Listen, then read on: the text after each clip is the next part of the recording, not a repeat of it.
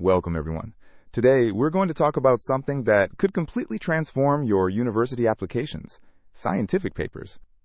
And I know what you're thinking. Scientific papers sound intimidating, right? But trust me, by the end of this lecture, you'll see them as powerful tools that can set you apart from thousands of other applicants. Picture this. You're a high school student with big dreams. You want to get into Harvard, MIT, Stanford, or Oxford. But so do 50,000 other incredibly talented students. How do you stand out? One powerful way is through scientific papers. So let's start with the basics. What exactly is a scientific paper? It's not just an essay you write for English class. A scientific paper is a formal document that reports original research findings. It has a very specific structure: title, abstract, introduction, methods, results, discussion, and references. Each section has a distinct purpose and follows rigorous standards. Think of it like building a legal case in court. You need evidence, you need methodology, you need to convince skeptical judges, which in science are peer reviewers, that your findings are valid and important. A key feature is reproducibility. Other scientists must be able to follow your methods and get similar results. This is what separates real science from pseudoscience. The process looks like this. You start with an idea or question, design an experiment to test it, collect data carefully, analyze your results, and then write it all up in paper format. It's a complete cycle of scientific inquiry. Now here's a question. Why should you, as a high school student, care about scientific papers? You're not a professional scientist yet. Why go through all this effort? Reason number one. Universities absolutely love seeing research experience. When MIT sees that you've published a paper, even in a high school journal, it signals that you think like a scientist, not just a student who memorizes for tests. Reason two. It demonstrates incredible initiative. You didn't wait for someone to assign you this work. You went out, found a problem, and solved it. That's the kind of intellectual curiosity top schools are looking for. Reason three. Competition is brutal. Harvard accepts about 3% of applicants. If everyone has perfect grades and test scores, what separates you? Research publications are still relatively rare for high school students, so they make you memorable. Imagine an admissions officer looking at applications. Perfect? GPA? Check. Perfect test scores? Check. Sports? Check. Clubs? Check. But then they see published research. That makes them stop and pay attention. You've done something most adults haven't done. Now let's talk about the different types of scientific papers you can work on. Not all papers are created equal, and some are more accessible to high school students than others. Type 1 is original research papers. These are the gold standard. You conduct completely new experiments or studies and report findings that nobody has discovered before. These are the most impressive, but also the most challenging. You need access to equipment, materials, and often a mentor who can guide you. Examples include testing a new chemical synthesis, studying local ecology, or analyzing data patterns. Here's a silly example. Let's say you want to test whether watering plants with coffee affects their growth. You set up a controlled experiment with 20 plants. 10 get regular water, 10 get diluted coffee. You measure growth over 8 weeks, analyze the data statistically, and write it up. That's original research. You measure height weekly, record all data, use statistics to determine if differences are significant, and write a complete paper documenting everything. Boom! You're a published researcher. Type 2 is literature review papers. These don't involve conducting new experiments. Instead, you comprehensively review existing research on a topic and synthesize the findings. The process involves reading 50 to 100 existing papers on a specific topic, identifying patterns, contradictions, and gaps in the research, and presenting a comprehensive overview.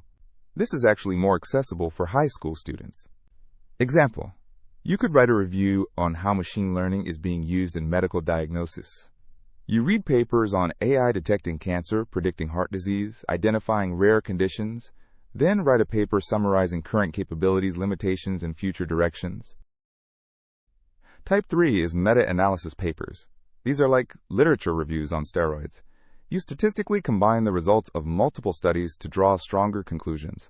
This requires statistical knowledge but is incredibly powerful.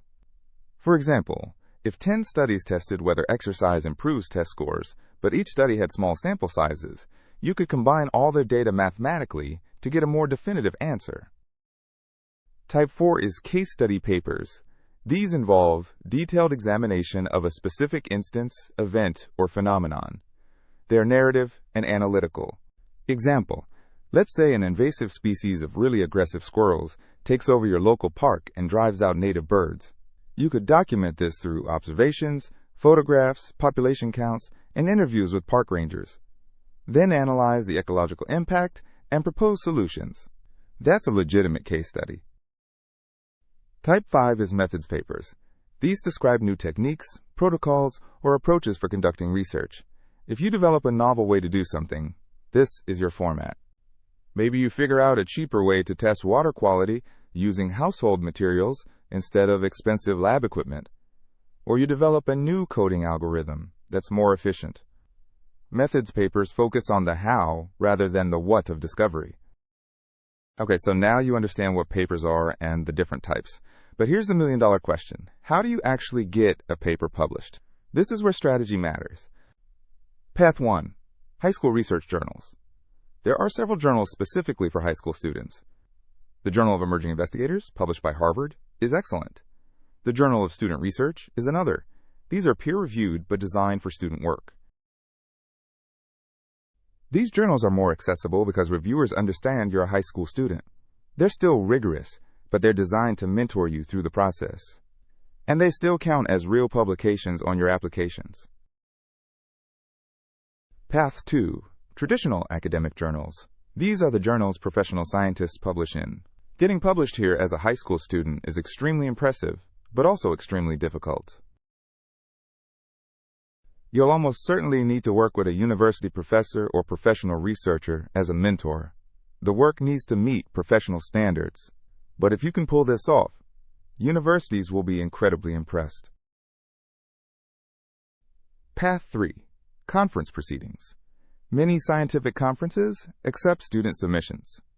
You present your work at the conference, and it gets published in the conference proceedings.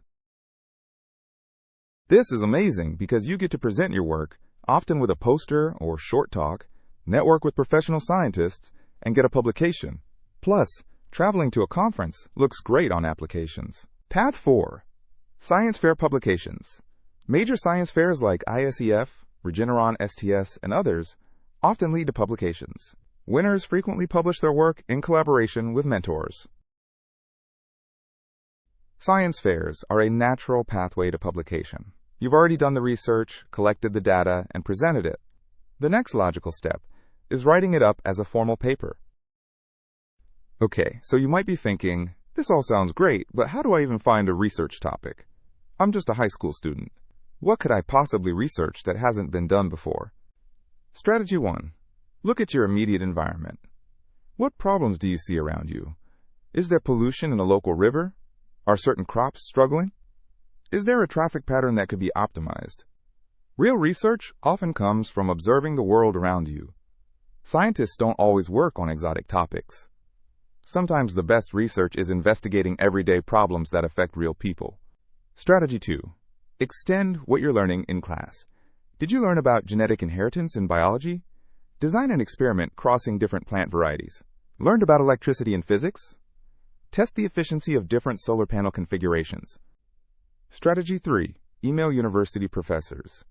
Many professors are happy to mentor talented high school students. Explain your interests, show you've done preliminary reading, and ask if you could help with their research. Write a professional email. Show genuine interest. Demonstrate you've done background reading. Many professors say yes because they remember being young and curious. The worst they can say is no, so email 10 professors. Strategy 4. Apply to summer research programs. Programs like RSI at MIT, SSP, Cosmos, NIH internships, and many others pair high school students with professional researchers for intensive summer research experiences. These programs are competitive, but if you get in, they're incredible. You work full-time on research for 6 to 8 weeks, and many participants end up with publications and strong recommendation letters. Okay, so you've found a topic and collected some data. Now comes the hardest part for many students: actually writing the paper. Let me break down the process section by section. The title should be specific and informative. Don't write, quote, "my science project." Write something like, "effect of caffeine concentration on root growth in Phaseolus vulgaris." Be specific, use scientific names, state what you actually studied. The first title is vague. What about plants and coffee? The second title tells you exactly what was studied. The relationship between caffeine concentration and root growth in a specific plant species. Much better. The abstract is a mini version of your entire paper. In about 250 words, you summarize your research question, methods, key results, and main conclusion. Write this last, even though it appears first. The introduction sets up your research. Start broad, then narrow down. Discuss what's known, what's unknown, and why your research matters. End with a clear hypothesis or research question. Think of the introduction as a funnel. Start broad with general background, narrow to specific context, and end with your precise research question at the point of the funnel. The methods section describes exactly what you did in enough detail that someone else could replicate your experiment. Include materials, procedures, measurements, and statistical analyses. Write in past tense because you're describing what you already did. We measured, we tested, we observed. Be precise with quantities, times, and conditions. The results section presents your data objectively, without interpretation. This is just the facts. Use tables, graphs, and statistical tests. State what you found, but don't explain why yet. Use clear graphs and tables. Label everything. Include error bars on graphs to show variability. Let the data speak for it. The discussion is where you interpret your results. Explain what they mean, how they relate to your hypothesis, how they compare to other research, and what the limitations are. Here's something students often mess up. They try to hide limitations or unexpected results. Don't do this. Science is about honesty. If something didn't work as expected, discuss why. This shows scientific maturity. The conclusion summarizes your main findings and often suggests directions for future research. What questions remain unanswered? What should be investigated next? References are critical. Every fact, every background claim, every piece of prior research must be cited. Use proper citation format, usually APA or MLA for high school journals, or specific journal styles for professional publications. Now let's talk about peer review. This is the process that separates real scientific publications from random internet posts. Understanding peer review helps you improve your paper before submission. When you submit a paper, the editor sends it to 2 or more expert reviewers. These reviewers read your paper carefully, check your methods and logic, and provide detailed feedback. Reviewers can accept your paper as is, which is rare, request revisions, which is most common, or reject it. Don't be discouraged by rejection. Even famous scientists get papers rejected. Here's a funny reality. The average acceptance rate for top journals is around 20 to 30%. Rejection is part of the process. The key is learning from reviewer feedback and improving your work. Let's talk specifically about how papers help with university applications and scholarships. This is where all your hard work pays off. First, publications go in the activities section of the Common Application. You list your paper title, journal name, and briefly describe your research. This immediately catches attention. Admissions officers see hundreds of students who list science club or volunteering. But published research? That's memorable. It shows you took initiative beyond classroom requirements. Second, many universities allow you to submit supplementary materials. MIT, Stanford, and others let you upload research papers. They might not read every word, but having a professional-looking publication shows serious academic work. Third, if you worked with a mentor on your research, they can write you a powerful recommendation letter. They can describe your research skills, intellectual curiosity, and ability to work independently. Fourth, your college essays become more compelling. Instead of generic, quote, "I love science," you can write about the specific moment you discovered something new, the challenges you overcame, the failures you learned from. Fifth, Scholarship applications absolutely love research experience. Many prestigious scholarships like the Coca-Cola Scholars, Gates Scholarship, and university-specific scholarships specifically ask about research experience. When scholarship committees read your application and see published research, you immediately stand out. It demonstrates commitment, intellectual maturity, and the ability to complete long-term projects. Now let me give you a realistic timeline for completing a research paper. Understanding this helps you plan effectively and not get overwhelmed. Months 1 through 2.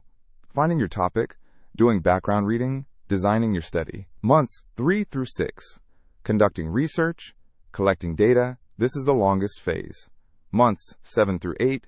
Analyzing data and creating figures. Months 9 through 10. Writing and revising your paper. Months 11 through 12. Submission and peer review. Total time, about 1 year for most projects. This is why starting early is crucial. If you're a sophomore now, you could have a publication by junior year. Perfect timing for college applications. Let me warn you about common mistakes students make so you can avoid them. Mistake 1. Choosing too broad a topic. Don't try to solve climate change or cure cancer. Pick something narrow and doable. Instead of studying all renewable energy, study the efficiency of a specific type of solar panel under specific conditions. Think narrow. Very narrow. Professional scientists spend entire careers studying single proteins or single gene variants. You have a year. Choose one specific, measurable question. Mistake 2. Not keeping detailed lab notes. Write down everything as you go. You think you'll remember, but you won't. Date every entry. Record all measurements.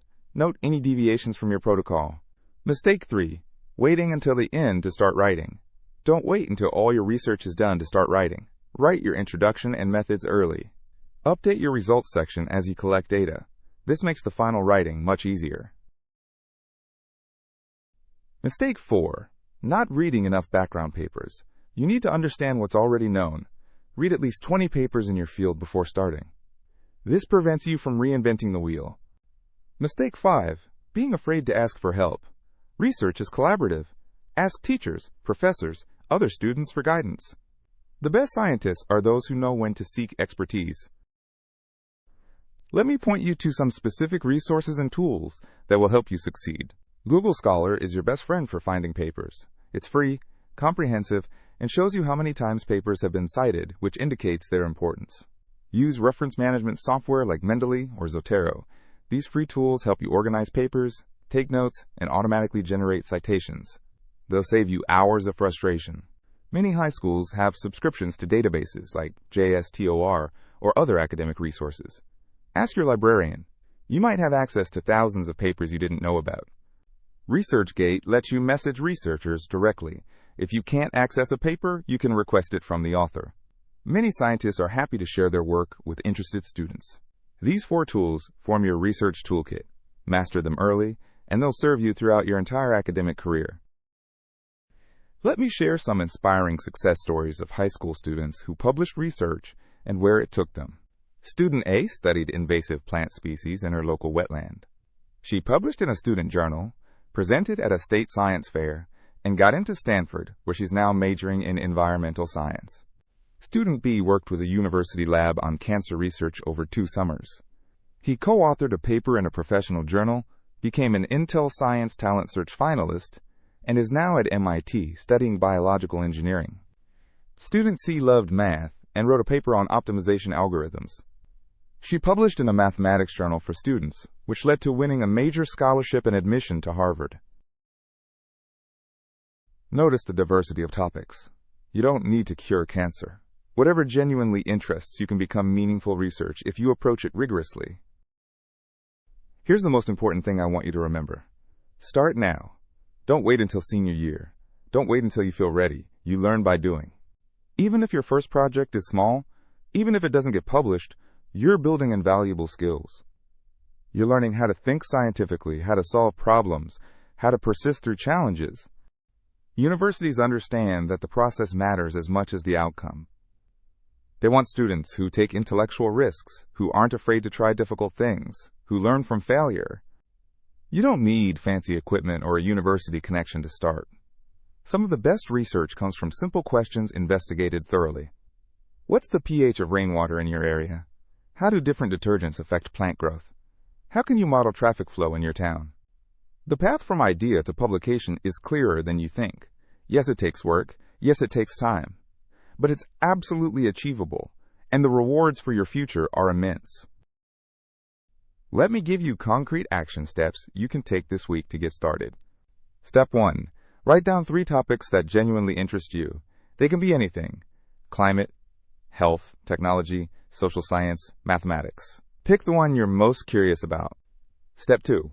Use Google Scholar to find and read 5 papers on your chosen topic. Don't worry if you don't understand everything. Get a feel for how papers are structured and what questions researchers ask. Step 3.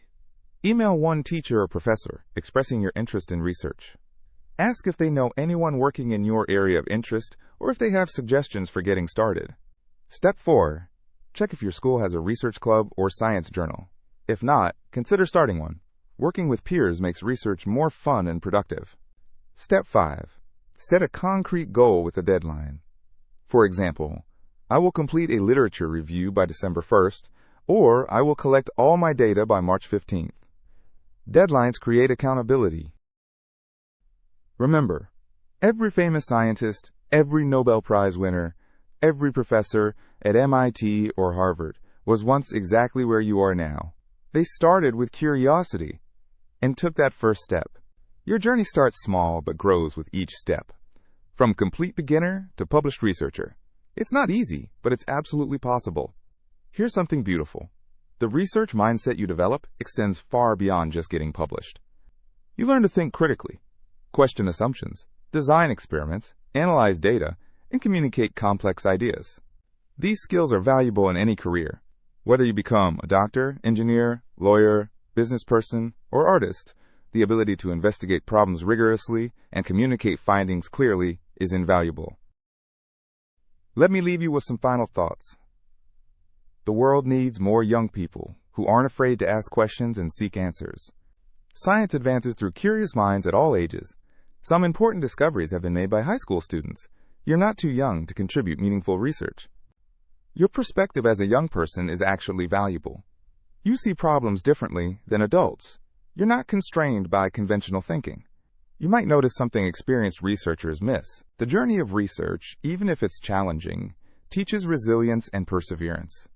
When your experiment fails, you learn to troubleshoot. When reviewers criticize your work, you learn to improve. These lessons last forever. I believe in you. You have the intelligence, the curiosity, and the determination to publish research. Start small, stay consistent, ask for help, and don't give up when things get hard. Before we wrap up, here's a quick summary of key resources to bookmark. Journals for Students, Journal of Emerging Investigators published by Harvard, Journal of Student Research, Your State's Student Science Journal. Summer Programs, Research Science Institute at MIT, Summer Science Program Cosmos, plus university-specific programs. Start researching and applying in January for summer programs. Research Tools, Google Scholar for finding papers, Mendeley for organizing references, JSTOR for access, ResearchGate for connecting with scientists. Competitions, International Science and Engineering Fair, Regeneron Science Talent Search, and your local or state science fairs. These often lead to publications. Remember, this is a marathon, not a sprint. Research takes time, but every day you work on it, you're building something meaningful, something that could change your future. The journey is just as important as the destination. Focus on learning, growing, and enjoying the process. With persistence and dedication, you'll get there. You've got this.